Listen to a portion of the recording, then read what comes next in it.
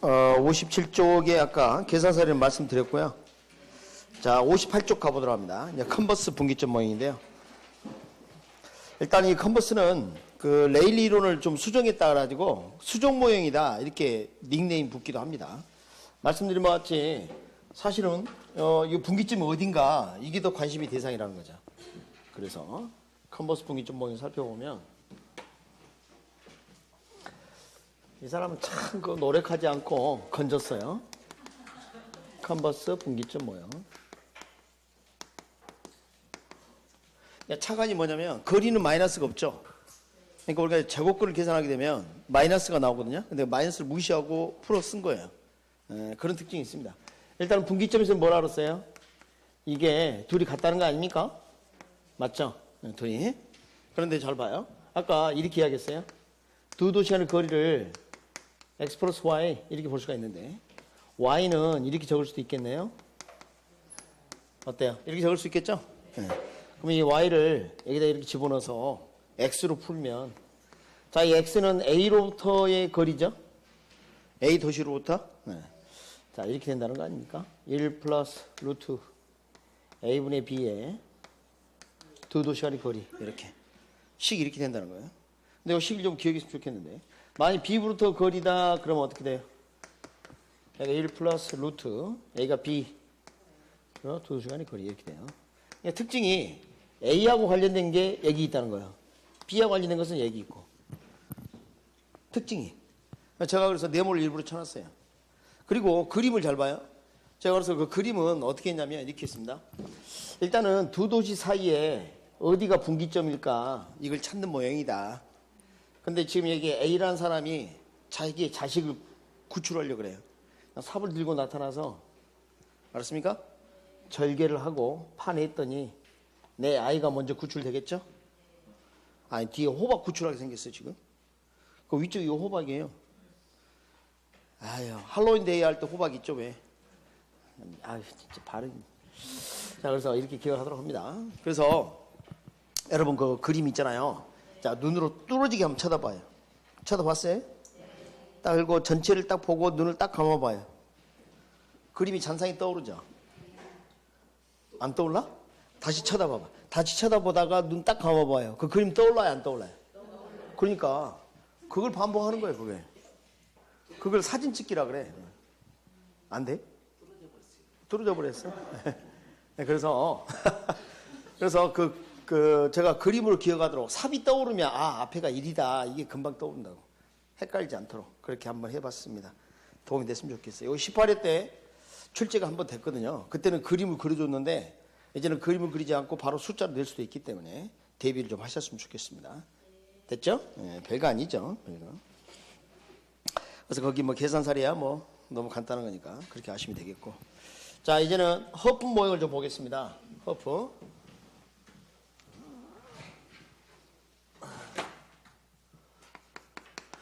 자, 허프 모형은 허프의 뭐 확률 모형 이렇게 부르기도 하고요.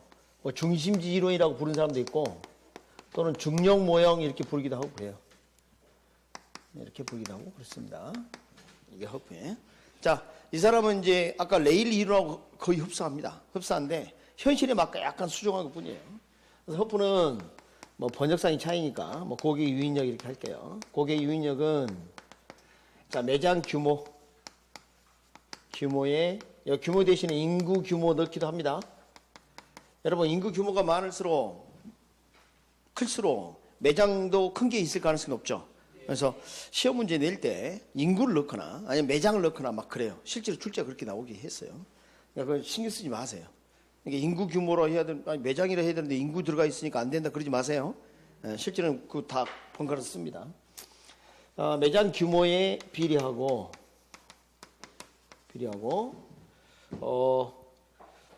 거리의 공간 마찰에서 마찰 개수승에 반비례한다. 반비례한다. 이렇게 이제 이야기를 했어요. 그래서 이제 식을 다시 적어보면 고객 유인력은 매장 규모에 비례하고 마찰 개수, 거리의 마찰 개수승에 반비례한다. 이렇게. 여러분, 우리 이제 거리 이렇게 하게 되면 거리가 멀수록 반비례한다는 걸 배웠죠? 근데 여기는 그냥 거리 제곱이 아니라 거리의 마찰 계수 수입니다. 그러니까 예를 들어서 마찰 계수가 람다다. 그 람다가 반드시 2가 되는 건 아닐 수 있다는 거죠. 그런 특징이 있습니다. 왜 이렇게 했을까? 일단은 허프 모형은 레일리의 소매 인력 모형을 소매 상권 모형으로, 다시 말하면 구체적인 매장을 다뤘다는 데 첫 번째 의의가 있고, 그 다음 두 번째는, 자, 봅니다. 아까 레일리 이론에 따르면, 이 그림에 따르면, 자, 여기에 대해서 10km다. 그럼 거기 갈 확률이 반반이다 이렇게 했었는데, 허프는 그렇게 안 봤다는 겁니다. 거기 다 이쪽으로 갈 수도 있고, 여기는 안 갈 수도 있고 그래요. 지금 제가 설명한 내용이 시험에 나왔어요. 제가 지금 말씀드린 게 대기 교재 보면 그 마찰 계수 설명이 없거든요. 그래서 이번에 30회 때 나온 내용입니다. 그게. 그러니까 그 강의를 듣고 이해하는 게 일단 중요하다는 거죠. 왜 일이 다 갔느냐 봤더니 여기가 비포장도로야. 그럼 여러분 자동차를 타고 5km 가는데 이쪽으로 갈 가능성이 없죠. 그러니까 이제 요게 이제 마찰 계수와 관련이 있다는 겁니다. 우리가 이제 배운 내용을 한다면 단지 거리가 가깝다 해서 접근성이 높다라고 볼 수 없다는 걸 배운 적이 있죠. 그런 논리하고 유사합니다. 그러니까 접근성이 반영이 된 셈이다 이렇게 보시면 돼요. 단지 물리적 공간 거리만이 아니라 다른 제약 요인이 있는가 없는가 이런 것도 고객을 끌어당기는데 영향을 미친다 이렇게 보는 거죠. 그래서 마찰 계수 값이 클수록 유인력은 작아져요. 봐봐요. 여기 봐봐요. 이 식이 이 식을 한번 적어볼까요? 자, 예를 들어서 x의 람다 뭐 매장 면적 이렇게 한번 해볼게요. 요게 커질수록 어때요? 분모는 커지는 거죠? 전체 값은 작아지는 거죠. 이게 마찰이 심할수록 마찰이 있다는 것은 움직이기 어렵다는 거 아니에요? 네, 그래서 그렇게 되는데 또 그림을 한번 봐보면 자 봅니다. 지금 될 수 있으면 여러분 교재에 사례를 좀 한번 써보도록 할게요. 어디로 가시냐면 60페이지 가봅니다. A 도시의 그 상점 현황 그래서 매장 면적이 이렇게 나와 있죠? 이게 그 매장 면적이 A가 얼마로 돼 있어요? 300제곱미터 이렇게. 그 다음에 이게 B 매장 있죠? B 도시 매장 250제곱미터. B가 50제곱미터. 잠깐 봐요. 일단 우선 요걸 가지고 먼저 이야기해 볼게요. 고객이 여기 10만 있다는 거 아닙니까? 이 10만 고객이 주변에 이런 매장을 이용한다는 겁니다. 근데 이 거리가 얼마예요? 30km. 여기는요? 5km. 잠깐 봅니다. 근데 여기가 람다가 주어져 있죠?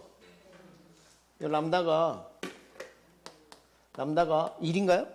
여기는 다르다니까. 달라. 여기는 30km 멀리 떨어져 있지만 막 10차선 도로이거나 그럴 수도 있단 말이에요. 여기는 뭐 2차선 도로라든가 막 그럴 수도 있고 아니면 포장이 제대로 안 돼 있다든가. 응? 그러니까 이제 마찰 차이가 있는 거죠. 자, 그러면 지금 우리가 생각했을 때 아까 그 레일 이론하고 좀 다른 점 한번 찾아볼게요. 잠깐 봐요. 두 도시 사이에 직선 간의 고객이 배일돼 있다라고 레일은 생각했는데 여기는 그렇지가 않아. 현실적으로 여기가 산이 있을 수도 있고 강물이 흐를 수도 있지 않습니까? 제주도 한라산이 여기 있을 수도 있고 그럼 거기 여기 있을 수도 있는 거죠. 그러니까 현실에 맞는 이야기고 또 하나는 이 장점이 매장이 B만 있는 게 아니라 C가 있어도 가능하다는 거죠. C, 그죠? 여기까지도 가능하다. 제곱미터. 거리가 또 어떻게 돼, 여기? 5km에 람다는 2 이렇게 돼 있어요. 그러면 이제 여러분, 아까 우리가 레일 이론 가지고 공부를 했기 때문에 이게 좀 가능합니다. A로 갈 확률을 계산해 보세요. A로 갈 확률. 그럼 어떻게 돼요? A의 유인력 플러스 B의 유인력 플러스 C의 유인력 이렇게 되는 거죠? 그리고 A의 유인력 이렇게 하면 돼요. 여러분 뭐 매장이 C 말고 D 있다. D 해도 돼요. 있는 다 하면 됩니다. 그러면 A의 유인력 어떻게 계산할 것인가? 자, A가 거리가 어떻게 됩니까? 30km. 그리고 1승이죠? 그리고 여기가 300. 여기는 5의 제곱에 250. 5의 제곱에 250. 여기 계산이 좀 간단하다 보니까 문제 풀 때 막 서둘러서 막 대충 해버리려고 경향이 있는데 뭐 시간이 좀 걸리더라도 숫자를 제대로 적으면서 한번 하세요. 그런 경향이 있어. 막 서둘러서. 자, 그럼 여기 얼마 나와요? 여기 10. 여기도 10. 여기 10. 여기 10. 그럼 3분의 1이네요? 그러니까 갈 확률이 3분의 1이라는 겁니다. 근데 문제 지문을 봐요. 자, 이 문제의 특징이 일단은 매장이 3개 나왔다. 도시가 3개 나왔죠? 지금까지 2개 나온 것이 출제됐고 3개가 아직 안 나왔어. 두 번째, 람다가 1인 경우를 한번 출제한 적이 있는데 잘못 출제했어요. 그래가지고 정답 없음 처리되는 적이 있습니다. 그러니까 람다가 1인 게 반드시 나와. 오케이? 그러니까 1하고 또 2를 섞을 가능성이 있겠죠? 섞었어요. 그리고 또 하나, 이 고객처 10만이 100% 다 가는 게 아니라 일부만 갈 수도 있거든요. 그 세례까지 종합 문제로 만들어 놓은 겁니다. 그러니까 변형 가능한 최대치야, 이게.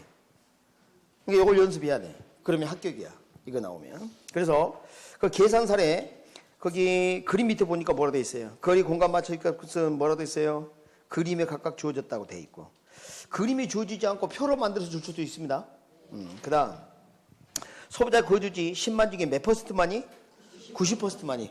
그러니까 10만이 다 가는 게 아니라 10만 중에 90%인데 그 중에 3분의 1이 간다는 거 아니에요? 맞죠? 그럼 얼마예요?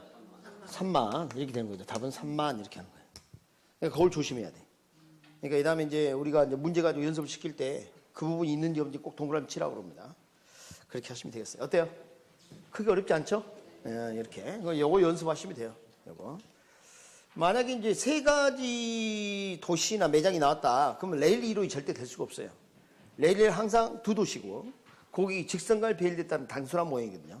그러니까 허프가 레일 이론을 포함하는 더 넓은 개념이다. 이렇게 이해할 수가 있어요. 그런데 시험 문제가 이제 이럴 수도 있다는 거죠. 자, 크리스탈 이론하고 그러면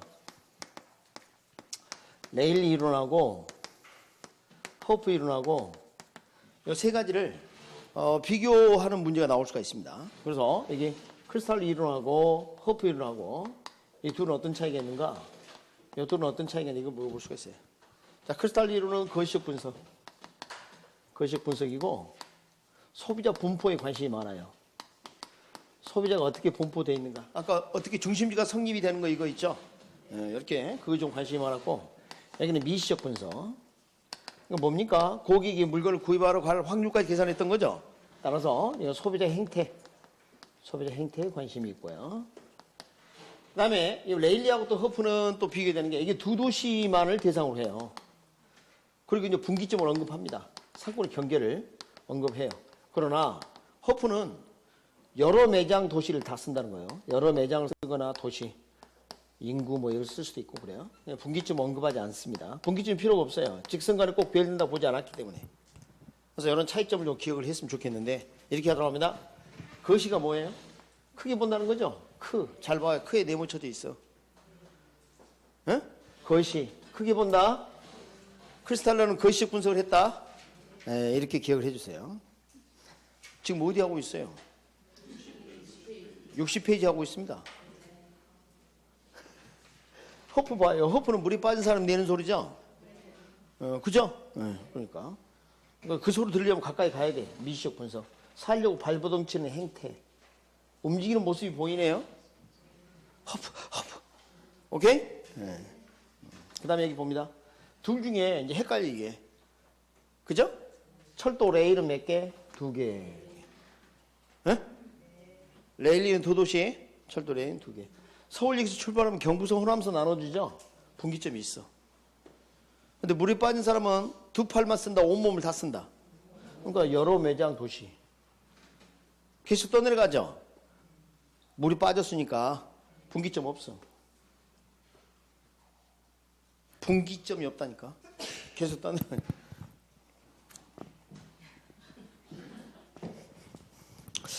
자, 뭐 그렇게 좀 볼 수가 있습니다. 기타 이론 좀 몇 개 좀 볼게요. 고전적 상점 분포 이론은 제가 참 이렇게 해놨죠.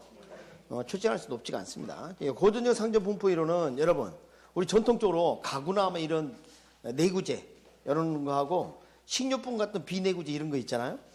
이런 것들 취급하는 걸 보면 가구 같은 것은 지역상가에 취급하고 그다음 뭐 식료품에 이런 근린상가 아파트 근처에 이렇게 취급하는 경향이 많죠. 그 이야기를 하는 이론입니다. 이 이론이. 고전적인 상점 분포 이론이라는 게 전통적으로. 그러나 이것은 홈플러스나 이마트가 생기기 전 이야기야. 요즘 홈플러스 이마트 가봐요. 타이어도 팔어. 한 번 구매 통행으로 모든 물건을 구입해버리죠. 그러니까 요즘하고는 안 맞다 이렇게 비판이 있는 이론입니다. 자, 그렇게 하세요. 예, 더 필요 없고. 그 다음에 넬슨 이론은 좀 알아야 돼요, 이것도 이제 나올 차례입니다. 그래서 이 사람은 이제 소매 입지에 관한 8가지 원칙을 제시하게 되는데요. 그 중에서 이제 8가지 중에서 양성. 여러분, 소매 상점은 고객을 주거니 받거니 하는 게 중요하다는 겁니다. 고객을 주거니 받거니. 여러분, 소매 상점 봐요. 여기 신발 팔고, 여기 자켓 팔고, 여기, 안경 팔고, 막 여러 상점들이 막 모여 있잖아요. 그래서 이런 것은 서로 양립해서 보완적 상품을 취급하러 좋겠다, 이런 이야기죠. 자, 내일자에 네모쳐져 있고, SON이 네모쳐져 있죠. 그대로 바라보면 내일 손이죠. 손을 내미는데 손은 소매에서 나와, 바지가락에서 나와. 소매 입지 이론. 손은 팔에 달려 있어요, 발목에 달려 있어요? 그래서 8가지 원칙. 팔은 몇 개예요? 8개? 옥토퍼스? 2개. 그래서 양립성. 됐죠? 그래서 오른쪽에 이제는 상권 예상 매출 측정 방법 좀 보도록 할게요. 여러분, 상권이 좋다 그러면 매출액이 많을 수 있겠죠? 그래서 그에 관한 이야기를 좀 할 건데요. 그래서 상권의 측정은 대상 종표 예상 매출을 추계하는 것과 같다. 동의하시죠? 네, 그렇게 볼 수가 있고. 거기 보면 이런 게 있을 겁니다. 일반적으로 상권의 규모는 상품이나 서비스 구입 빈도가 낮을수록 크다. 그리고 옆에 그림이 그려져 있죠. 그 앞에 네모쳐져 있는 것은 의자. 그 오른쪽에 있는 것은 포도예요, 포도. 아까 내구재와 비내구재 얘기할 때 요 사례야. 한번 생각해 봐요. 되게 내구재 같은 뭐 가구나 이런 것들은 그 취급을 하는 그 매장에 오는 사람을 보면 훨씬 더 멀리 있는 고객도 오더라는 겁니다. 그러니까 상권의 규모, 아까 상권이 뭐라 그랬어요? 저거 할게요. 실질적 고객이 존재하는 권역 그랬어요. 권역. 범위. 에어리어. 알았습니까? 그러니까 상권의 규모 그러면 상권이 규모가 크다 그러면 상권이 좋다 그 말 아니야. 그 동의어가 아닙니다. 착각하면 안 돼. 다시 한번. 상권이 좋다는 말하고 상권의 규모란 말은 동의어가 아니에요. 오케이? 상권 규모가 크다 그러면 고객이 존재하는 권역이 크다 그 말이지. 멀리 있는 고객까지 온다 그 말이지. 오케이? 그럼 봐요. 여기 가구점이 있고요. 여기 과일 파는 과일 가게가 있어요. 그럼 과일 사러 오시는 분들은 주변에 있는 아파트 단지에서만 오지 멀리서는 오지 않아. 그러나 가구점은 어때요? 멀리 있는 고객도 올 수 있겠죠. 그러니까 그 범위, 에어리어, 트레이딩 에어리어, 상권 규모가 더 크다 이 말. 출제된 바 있습니다. 서비스 구입 빈도가 낮은 거 이런 것들은 되게 내구재 상품이 많죠. 이런 것들은 상권의 규모가 크다. 그렇게 보시면 되겠습니다. 그러니까 봐봐요. 우리 그 가구점 보면 야 물건 사러 여기까지 누가 올까 이런 생각도 들어요. 아니 생각해봐요. 뭐 옆에 아파트 단지에서 다 얘기고 저거 될까 뭐 이런 생각이 드는데 사실은 그 가구를 사러 온 사람 멀리서도 온다니까. 멀리서도. 근데 집 근처에 있는 그 슈퍼마켓이나 이런 데는 어때요? 멀리서 봐요? 그러니까 그 근처에 있는 사람 사는 거죠. 상권 규모가 타야겠다. 자, 그리고 이제 또 이런 모형도 있습니다. 상권의 획정의 방법을 좀 보도록 하겠습니다.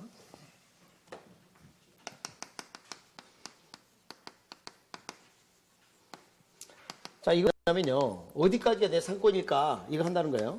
그래서 이제 첫 번째가 이제 가장 일반적인 게 시장 침투법이라는 게 있어요. 가장 일반적입니다. 일반적. 그러니까 상권이 겹쳐진 걸 전제로 하는 그런 모형이에요. 자, 봤더니 이렇다는 거 아니에요? 자, 이마트 이렇게 있으면 홈플러스가 이렇게 들어온다는 거죠. 이렇게 상권이 겹칠 가능성이 높아요. 대개 이런 것들은 그 아파트 단지에 배후지를 딱 등에 업고 서로 좀 가까이 붙어 있는 경향이 많아요. 많이 떨어져 있으면 새로운 경쟁자가 들어온다고 보기 때문에 그래요. 그러니까 이런 대형 할인점이라든지 백화점이라든지 쇼핑센터들은 시장 침투법을 기본 툴로 해서 상권을 획정합니다. 그런데 이런 게 있죠. 공간 독점법. 공간 독점법. 이것은 거리 제한을 두거나 면허가 필요한 업종 같은 겁니다. 그러니까 우리가 이제 프랜차이즈 같은 건 어떻게 돼요? 자, 예를 들어서 무슨 편의점 브랜드가 있다. 그러면 반경 몇 킬로 이내에는 동일한 브랜드의 편의점을 오픈하지 않는 걸로 계약서에 쓴단 말이에요. 이런 것들이 여기에 해당돼요. 그리고 요즘은 우체국도 방카슈란스가 돼가지고요. 그 은행에서도 이제 보험을 취급해요. 그러다 보니까 우체국이나 은행에서도 이제 보험도 취급하고 그러다 보니까 그런 보험 상품을 기준으로 한다면 우체국 같은 것도 이제 그렇게 또 이해할 수가 있고. 그다음에 이제 세 번째가 분산시장 접근법인데, 자, 이것은 사실 상권 획정이 어려워서 이렇게 하는 거예요. 상권 획정이 어려워서. 자, 우리 집에 쌀 없다 손 들어보세요. 그럴 리가 없지. 그럴 리가. 그냥 쌀을 필요한 고객들은 고루 분포되어 있어요. 그냥 전 범위에 걸쳐서. 맞습니까? 그런데 우리 집에 태평소 있다. 악기 중에 하프 있다. 하프. 그랜드 피아노 있다. 봐, 이런 걸 찾는 사람들은 고루 분포되어 있지 않단 말이야. 전에 보니까 뭐 작년인가 어느 학원에서 집에 뭐 귀한 악기 있어요. 그때 태평소 있대. 태평소. 태평소 아세요? 태평소? 우리 그 풍악놀이 하면 앞에서 막 부르는 거 있잖아요. 그죠? 신나게 하는 거. 그래서 그것은 고객이, 그러니까 매우 전문화된 상품이나 특정 소유계층을 대상으로 하는 것은 고객이 균일하게 분포되어 있는 게 아니죠. 그래서 뭐라 한다? 분산시장 접근법을 취할 수밖에 없다. 분산시장법. 자, 근데 두 번째, 현지조사법 있나요? 네. 자, 이것도 이제 상권을 측정하는 방법 중에 하나입니다. 현지조사법. 근데 여기 이제 지금 출제가 아직 안 됐는데, 우리 시험 오지선다기 때문에 이거 좀 좋아할 수 있어요. 그래서 이렇게 봅시다. 첫 번째, 방문조사법이라는 게 있죠? 이것은 이겁니다. 띵동, 안녕하세요. 지금 무슨 이마트, 무슨 A마트에서 나왔는데, 물건 어디 사세요? 아, 우리는 B마트에서 사는데요. 아, 그래요? 뭐 이렇게 이제 직접 방문해서 물어보는 거예요. 두 번째가 가두면접법. 길 가는 사람 붙잡고, 잠시만요. 선호하는 거 스티커 하나 붙여주세요. 뭐 아니면 어디서 물건 사세요. 이렇게 하는 거죠. 그게 가두면접법. 그러니까 우송법은 이제 엽서 같은 걸 보내는 겁니다. 그렇게 하는 거고. 추적조사법은 직접 만나진 않아. 대면을 하지 않고 멀리서 관찰하는 겁니다. 관찰. 그러니까 봐봐요. 자, 일본 이번에 거기는 이제 뭐 행정구역단 중 현이 있나 봐요. 그러니까 어느 현에는 지금 코로나가 거의 발병이 안 됐어. 그러니까 다른 현에서 넘어오는 걸 관찰하겠다고 세상에 고속도로 주변에 그 공무원들이 나와갖고 쌍안경 끼고 이렇게 보면서 관찰하고 있더라고. 참 답답한 나라예요. 그죠? 우리는 어떻게 해요? 딱 자동차 지나가면 교통정보 수집 기급 카메라가 딱 찍어가지고 번호판만 딱 보면 바로 알고, 그게 어디로 가는지 다 알아. 범죄 추적할 때 그걸로 다 해버리거든. 안 그래요? CCTV 다 있고. 클릭만 하면 금방 파악되는 것을 한 1분도 안 걸려. 근데 걔들은 하루 종일 때 앞에서 그러고 있는 거야. 자, 이 두 명 일이 넘어오네요? 넘어옵니다. 자, 체크하고 막. 실제로 그 나왔어. 보니까. 사진 찍힌 거 보니까 답답해. 응? 그게 뭐냐면 추적조사법 되겠습니다. 추적조사법. 그러니까 요건 이제 이런 겁니다. 실제로 이제 이것도 좀 필요할 때가 있어요, 우리가. 자, 고객들이 이 도시로 들어오는데, 들어와서 막 움직이는데, 매장을 어디 많이 가는지 계수기 있죠? 누르면 숫자, 그 체크되는 거 있어요. 뭐 그런 걸로 이제 체크를 해보는 거예요. 아, 사람들이 이쪽은 어느 정도. 뭐. 근데 이것은 뭐, 상품이 계절성을 가지게 되면 1년 내내 해야 돼요. 근데 계절을 타지 않는 물건 같으면 상관이 없는데, 신발은 계절을 타요? 거의? 안경. 아니, 봄, 가을, 여름하고 막 달라? 선글라스는 좀 다르겠네. 그래서 이제 그런 것에 따라서 판단이 좀, 그 상권을 측정하는 좀 차이가 있어요. 이거 어떤 물건이 따라. 부동산은요? 타요. 계절적 변동이 있잖아. 봄, 가을, 이사철. 중개사무소 이렇게 얼마나 왔다 갔다 하는 이것도 좀 봐야죠. 그래서 그렇게 모델을 어떻게 설정하느냐 차이가 있겠죠. 그 다음에 고객카드 분석법은 매장에 비치된 그 고객카드 정보 있죠. 그거 가지고 우리 상권이 어디까지 있는지를 이제 측정하는 겁니다. 이게 고객카드 분석법. 전에 그 이마트인가 고객 정보를 그 카드 다 우리 등록돼 있잖아요. 근데 그 정보를 막 동의 없이 막 쓴 적이 있었죠. 그런 거 제재를 좀 아주 엄하게 해야 합니다. 응?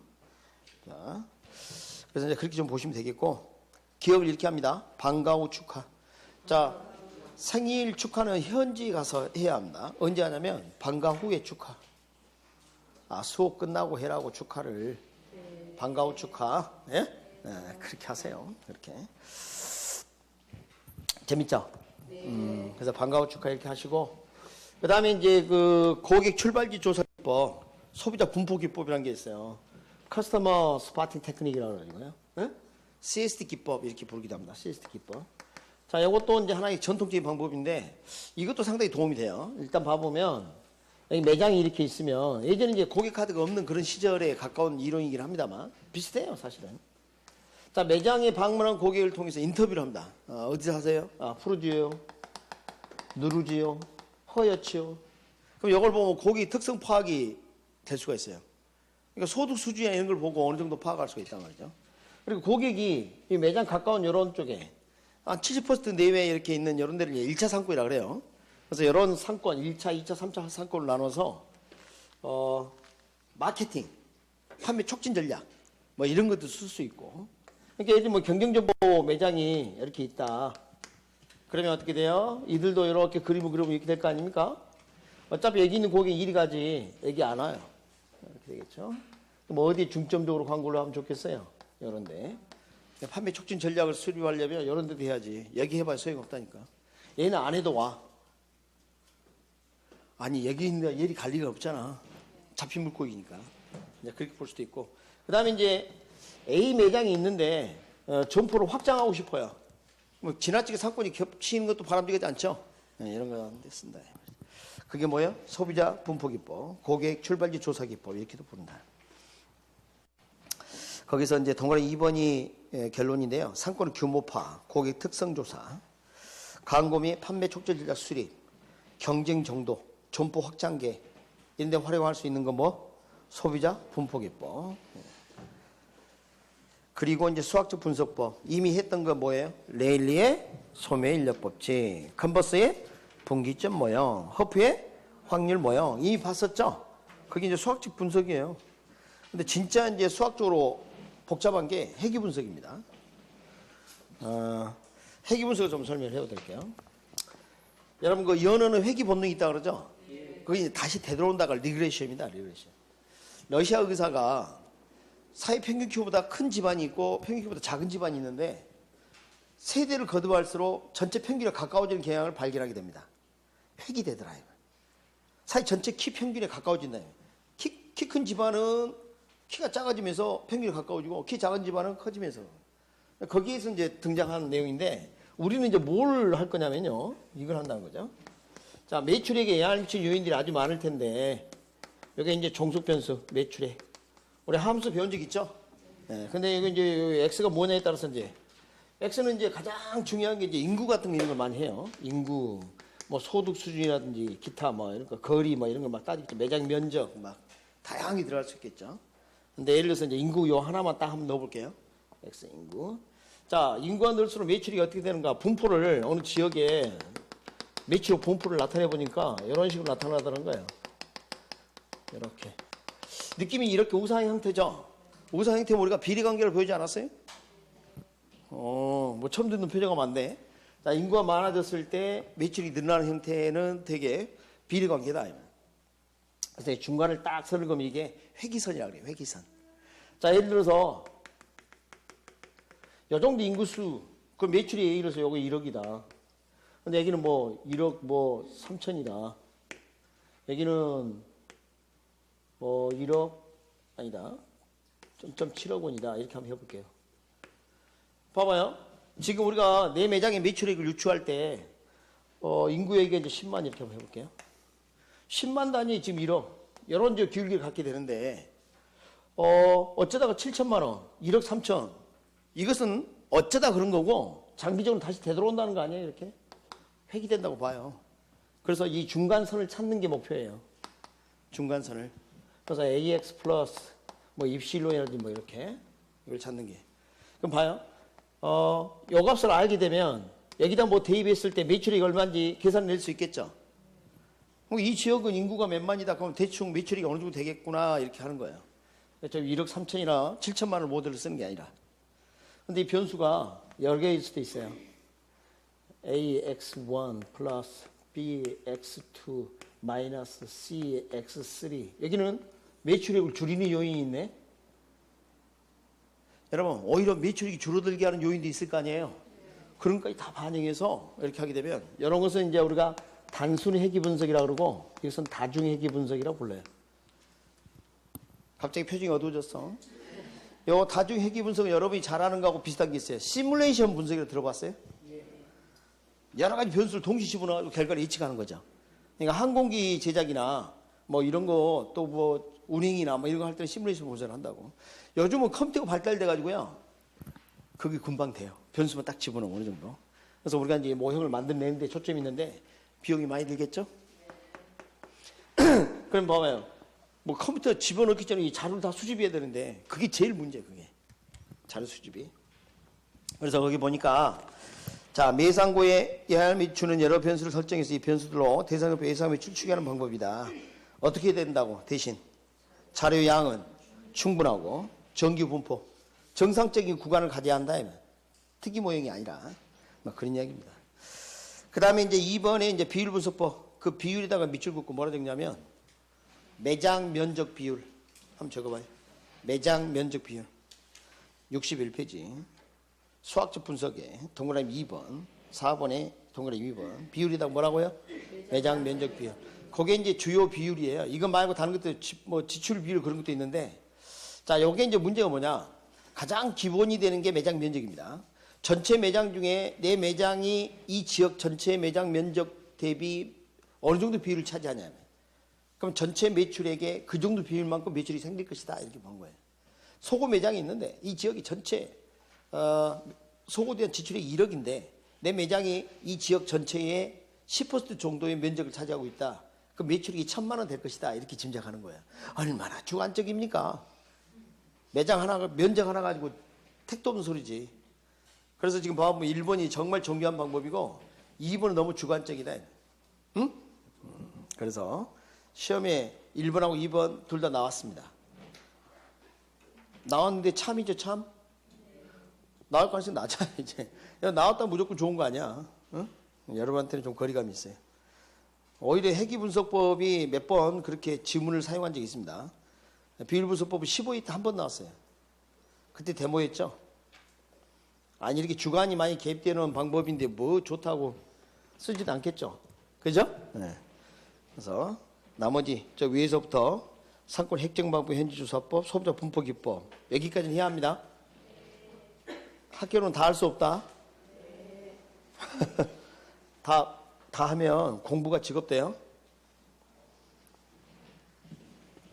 무슨 말인지 잘 모르겠어요?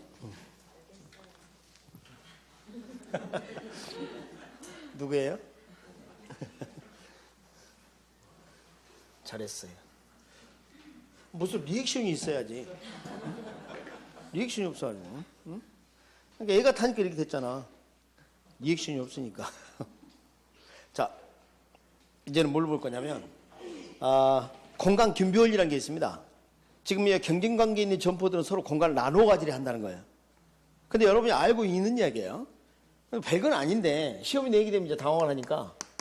그래서 공간 균비원리라는 어떤 것일까? 첫째, 자, 원래 이제 대부분 본래 이론은 그림 하나를 가지고 두 가지를 설명합니다. 그럼 혼란이 일어나. 그래서 제가 이렇게 한번 나눠볼게요. 자, 여기서 때까지가 100m입니다. 100m. 잘 봐요. 어떤 사람이 백사장인데 여기서 아이스크림 팔아요. 아이스크림 사세요. 이렇게 나무 그늘 밑에서. 그럼 여기 있는 고객 여기 오는데 전혀 부담이 없죠. 근데 세상에 흉악한 놈이 말이야. 빨간 통을 들고 와가지고 여기서 아이스크림 사세요. 이렇게 해버리는 거예요. 그럼 공간이 균비된다니까 나눠진다니까요. 그럼 노란 통이 상권이 이렇게 작아지고 빨간 통이 우측 상권을 다 차지해버리는 거 아니에요. 그럼 노란 통 그대로 있으면 안 되겠죠. 이렇게 이동합니다. 이쪽으로 이렇게. 물론 여기 있으면 이리 또 오게 돼 있는데. 자, 그럼 이제 새로운 상권이 어떻게 해요? 분기되죠. 그래서 지금 빨간 통 상권이 이렇게 되고 노란 통 상권이 이렇게 커. 그럼 빨간 통이 그냥 있으면 안 되겠죠. 아, 이쪽이 상권이 더 크니까 얘도 이리 간다니까. 여기 있으면 또 이리 올 거고. 그래서 한 가운데 이렇게 있게 돼요. 이렇게 빨간 통. 그러니까 노란 통이 아이스크림 사세요. 그럼 빨간 통이 나도 그래요. 그러니까 시장이 좁으니까 그런 일이 벌어진 겁니다. 지금 이해했어요? 네. 그리고 시장이 좁다. 그럼 이런 말 할 수가 있어요. 자, 시장이 좁고 수요의 교통비 탄력성이 작은 경우. 이렇게. 교통비리 생략한 사람들이 있어요. 그럼 말이 안 돼요. 설명이 안 돼. 원인이 뭔지는 모르는데 무슨. 자, 그래서 자, 우리가 탄력성 그러면 어떻게 한다 그랬어요? 결과가 양의 변화로 배웠죠. 그러니까 이 수요량이 변하는데 원인이 뭐? 교통비 변화. 자, 교통비 변했을 때 수요량이 얼마나 영향을 미치느냐 그걸 보겠다는 겁니다. 여러분 100m는 버스 타고 가야 그냥 걸어가야. 그냥 걸어가지. 저 무슨 교통비야. 교통비 올라서 못 가겠네요. 이런 일은 없을 것이다. 교통비가 수요량 변화에 영향을 미친다 안 미친다? 안 미친다. 그런 이야기입니다. 그다음에 두 번째. 자, 두 번째는 제가 이제 그림은 좀 작지만 거리 10km라고 한번 해볼게요. 10km. 자, 한번 봅니다. 노란 통이 여기 와서 아이스크림을 판다. 그러면 빨간 통이 뭐 가까이 갈 이유가 뭐가 있어요? 여기서 팔면 되지. 어차피 여기가 5km고 안 그렇습니까? 여기 2.5km인데 여기 있는 고객이 여기 갈 일은 없잖아요. 그러니까 이렇게 시장이 넓고 수요 교판성이 큰 경우인데 이거. 여러분 그 2.5km, 5km 이 정도는요 걸어서 가기 힘들죠. 근데 버스 오면 이번에 올랐어. 그럼 아이스크림 사 먹기 위해서 그 버스를 타고 간다는 걸 좀 꺼려한단 말이에요. 그러니까 멀리 안 가고 싶어해. 버스를 타고 가려고 그러면. 그래서 교통비가 수요량에 영향을 많이 미친다. 이렇게 볼 수가 있어요. 크게 영향을 미친다. 얘는 거의 영향이 나타나지 않고 얘는 크게 영향을 받을 수 있어요. 수요량이. 그래서 일단 이렇게 됩니다. 시장이 좁고 작은 경우는 집심 입지 가능성이 높고요. 시장이 넓고 큰 경우는 분산 입지 될 가능성이 높다. 네? 여러분, 자 여기다가 뭐라 적냐면 신동엽, 강호동 이렇게 적어봐요. 신동엽 씨 특징이 뭐예요? 얼굴이 작고 눈이 몰려 있죠. 이거 봐요. 신동엽 씨는 얼굴이 좁고 작아서 두 눈은 모여 있고, 알았습니까? 강호동 씨는 얼굴이 넓고 커서 두 눈은 흩어져 있고 이렇게 기울하고. 안 될까? 자, 이것을 기초사고로 해서 나온 게 뭐냐면 입지 유형별 점포입니다. 이걸 기초사고로 해서 나온 게 입지 유형별 점포. 그래서 입지 유형별 점포를 좀 볼게요.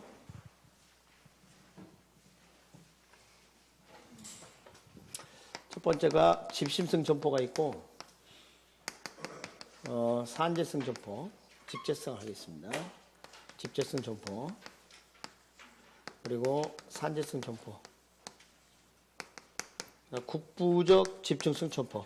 자, 국부적 집중성 점포는 이심적 집재성이라고도 말해요. 그러니까 같이 알아두시는 게 좋겠습니다. 자, 먼저 집심성 점포 이야기해 볼게요. 심이 뭐냐면 CBD, 중심 업무지구. 여러분 매장이 도심에 있는 경우가 많다는 겁니다. 백화점이 그렇습니다. 뭐 전문품점, 고급 음식점, 영화관 이런 것들은 되게 도심에 있을 가능성이 높죠. 이런 걸 집심성 점포라 그래요. 집심성 점포. 도심에 있다고 해서. 그럼 이 집재는 뭐냐? 도심이다 외곽이다 그런 말은 강조하지 않습니다. 일단 동일업종이 함께 모이는 경향이 있더라는 거예요. 동일업종이. 봤더니 가구의 거리, 그죠? 그 다음에 은행 같은 것도 모여있지. 보험회사는 빌딩 안에 막 보험회사가 서너 개 같이 있는 경우도 많아. 이게. 그래서 이런 것들은 되게 좀 같이 모이는 경향이 있는데, 그걸 뭐란다? 집재성 점포. 뭐 공구상들도 좀 모여있고 그러잖아요. 그 다음에 이제 산재성 점포. 산재 점포는 동일업종이 서로 흩어져 있으려 합니다. 같이 모이면 불리해. 왜냐하면 자기들이 필요하는 상권의 크기가 한정되어 있는데, 그 상권을 서로 나눠 가지면 안 된다는 거죠. 그러니까 동네에 목욕탕이 막 3개 있다든가, 물은 깨끗하겠죠. 손님이 흩어지니까 안 그렇겠습니까? 이발소, 뭐 세탁소, 뭐 이런 것들. 이런 것들은 산재성 점포 유형이 많다. 그 다음에 이제 국부적 집중성 점포. 이것은 국부적 중심지에 모인다 이런 표현을 써요. 그래서 왜 이런 표현을 썼을까 생각해 봅니다. 여러분, 어구점은 바닷가 중심지에 있습니다. 바닷가. 여러분, 그 다음에 농기계점은 어때요? 도심에는 없고 농촌 중심지에 있어. 맞죠? 그러니까 도심을 떠나서 있습니다. 되게 이런 것들은. 그 다음에 석재점은 되게 어디 있어요? 채석장 근처이거나 아니면 인턴지 주변. 아니, 그거 무거우니까. 그 도심 가죽을 그 공간도 그 놔둘 데도 없고.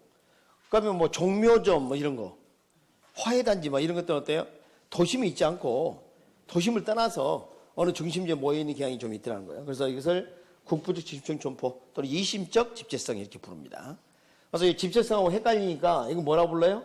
이심적 집재성이라고 부르기도 하더라. 그 다음에 이 세 가지는 동일 업종을 대상으로 합니다. 주의할 게. 그러나 집신 점포는 동종, 이종 따지지 않는다. 서로 다른 업종도 가능하다. 다시 한번. 집신 점포는 동종, 이종 따지지 않고 중심지에 모여서 입지하는 점포고, 집재성, 산재성, 국부적 집재성 점포는 동일 업종이 함께 모이려 하거나 동일 업종이 서로 흩어져 있으려 하거나 동일 업종이 국부적 중심지에 모이거나 이렇게 한다. 이해되셨습니까? 그런데 그 표를 보시면 아마 집심성에 뭐 이런 그림이 있을 거예요. 찾았어요? 시계입니다. 여기는 이런 그림이 있을 겁니다. 아, 그런 그림이 있는지 이제 보이는 거죠? 뭘 것 같아요? 우유입니다, 우유. 자세히 봐요. 서울이라 적혀 있을 거예요. 안 보여, 안 보여. 또 쳐다보는 거 봐봐. 응? 안 적혀 있습니다. 우유입니다, 우유. 여러분, 내가 1,000만 원짜리 시계 사러 가고요. 아니면 이제 1,000원짜리 우유 한 팩을 사러 가는데 동일한 조건으로 버스를 타고 간다 칩시다. 아, 우유 2,000원 합시다, 그냥. 우유 2,000원이고, 그 다음에 이것은 뭐 1,000만 원짜리고. 근데 이번에 버스 요금 200원 올랐어요. 그럼 우유 사러 가, 안 가? 안 가. 그냥 집 근처에서 사먹는 거예요, 그래서. 산재성. 오케이? 이것들은 어때요? 가. 뭐 200원 올랐다. 버스 200원 올랐다 해서 뭐 1,000만 원짜리 물건 사러 가는데 무슨 상관이요? 그럼 여기 돼. 산지점은 수요일에 교통비 탄력성이 어떻게 같아요? 아니, 집심성 참. 수요일 교통비 탄력성. 어? 그렇지. 교통비가 수요일에 영향을 미치지 않아. 작다. 여기는 수요일 교통성이 뭐? 크다. 이렇게. 그래서 집에 있으면 수교가 작다. 산에 가면 수교가 크다. 이렇게 하세요. 여러분, 국가 간의 교역을 수교라 그러죠? 에? 외교 관계, 수교. 에이, 서로. 에?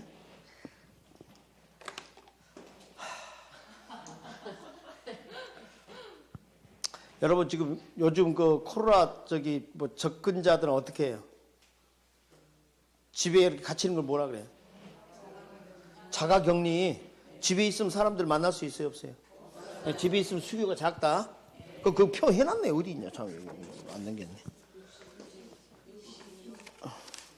책은 안 넘기고. 자, 집 수교 작다. 이렇게 돼 있고. 그 밑에 봐요. 산에 가면, 여러분 등산 가면 사람들 막 만나잖아요. 안녕하세요. 그러고 막, 그리고 막 그냥 서로 너무 친해져, 그냥. 응? 품절남, 품절옆끼리 너무 친해지는 경향이 있어. 그래서 산 수교 크다. 이렇게 합니다. 많이 봤어요. 아니, 그 등산을 자주 다니더니 서로 이상하게 집주인이 서로 바뀌고 그러더라고. 자, 이제 구매 관습 좀 보면요. 이것은, 편의품점. 편의품점. 이것은 이제 그 생활 필수품, 이런 걸 좀 되게 취급하는 거예요. 생활 필수품. 그래서 산재성 유형이 좀 많은 편이다. 그 정도만 알면 돼요. 다른 건 중요하지 않고. 그래서 선매품점이라고 되어 있죠. 선매품점. 그래서 선택 구매, 비교 후 구매하는 거. 이것은 집심성이나 집재성이 그럴 가능성이 높아요. 백화점에서 옷 살 때 그래요. 가구 살 때 그래요. 그래서 집심성이나 집재성 유형이 좀 많은 편이다. 아주 극단적으로 볼 수는 없어요. 그러나 대충 그렇다. 전문품점. 그 제품에서 특수한 매력을 느끼거나 구매를 하기 위해서 시간과 노력을 아끼지 않는 제품이들이에요. 이게 되게 집심성이 좀 많더라. 이렇게 기억하시면 돼요. 그냥. 이것은 좀 상대적으로 그렇게 중요하지 않습니다. 거기 뭐 사례가 좀 나와 있죠. 네, 그래서 일상생활 필수품, 선매품 뭐예요? 가구, 부인용 의상, 부인용 의상 그랬나 몰라. 복성류, 전문품용 고급 자동차 뭐 이런 것들 이렇게 볼 수 있겠습니다. 이렇게 해서 상호입지를 다 다뤘습니다. 별로 어렵지 않죠? 자, 이 정도 반복하면 할 수 있겠죠. 예, 그러니까 상호입지가 좀 출제가 많이 되니까 이거 좀 반복하시고. 그 다음 공업입지는 좀 쉬었다가 진행하도록 하겠습니다.